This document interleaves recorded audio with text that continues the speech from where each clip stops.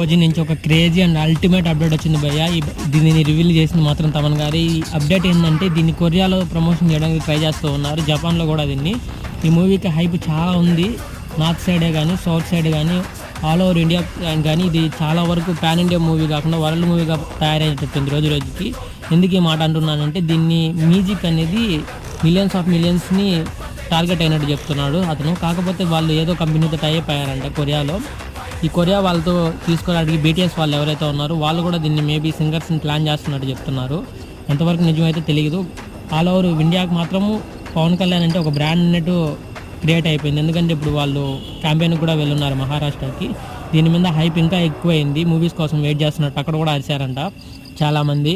మన తెలుగు వాళ్ళు ఉండే ఏరియానే కాకుండా పక్క ఏరియాలో వాళ్ళు కూడా వచ్చి దీంట్లో పార్టిసిపేట్ అయినట్టు చెప్తూ ఉన్నారు.